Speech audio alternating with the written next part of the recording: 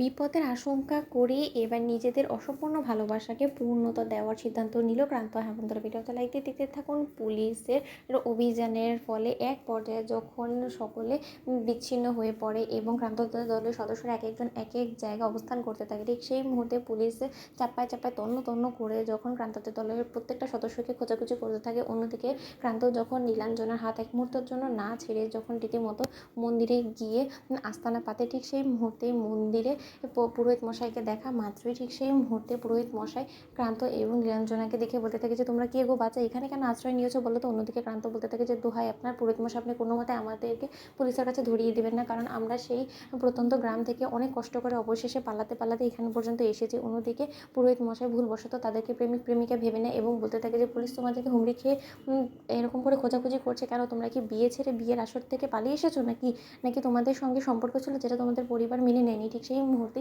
ক্রান্ত যখন আসল সত্যটা বলতে না, ঠিক সেই মুহূর্তে নীলু বলে ওঠে যে, হ্যাঁ পুরোহিত মশাই ধরে নিতে পারেন সেরকমই কিছুটা। আসলে আমরা এখন উপায় খুঁজে পাচ্ছি না কোথায় গিয়ে একটু মাথা গুঁজবো, তার জন্যই আসলে মায়ের কাছে এসেছি, যদি কোনো মতে ঠাকুর আমাদেরকে একটু হলেও সহযোগিতা করে। অন্যদিকে পুরোহিত মশাই বলতে থাকে যে, তাহলে এই শুভ কাজটাকে আর পিছিয়ে রেখে লাভই বা কী বলো তো।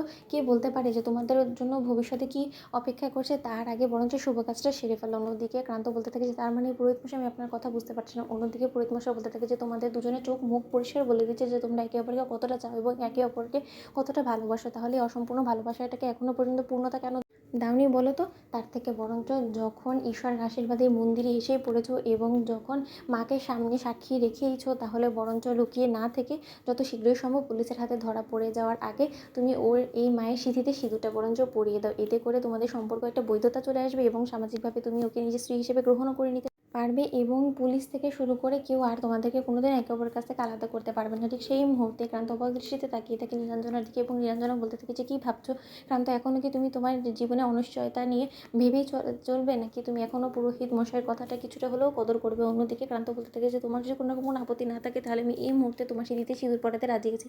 অন্যদিকে নীলু বলতে থাকে যে, পুরোহিত মশাই আপনি বরঞ্চ সিঁদুর কৌটোটা নিয়ে আসুন। ঠিক সেই মুহূর্তে পুরোহিত মশাই বলতে থাকে যে, এরকম সৌভাগ্য কয়জনের বা হয় যে মাকে স্বয়ং সাক্ষী রেখে অগ্নিকে সাক্ষী রেখে মন্দিরে বিয়েটা, এরকমটা খুব ভাগ্যবান মানুষদেরই হয়। এরকম এই পৃথিবীতে ভাগ্যবানদের মধ্যে তোমরাও সামিল হয়ে গেলে। অন্যদিকে পুরোহিত মশাই বলতে থাকে যে, পুলিশের ভয় করছে, একদম ঘাবড়াবে না। এই মন্দির পর্যন্ত পুলিশ কোনো মতে আসতে পারবে না, কারণ মন্দির পর্যন্ত পুলিশের পৌঁছতে অনেকটা সময় লাগবে। ততক্ষণে তোমাদের বিয়েটাও আমরা সেরে ফেলতে পারবো।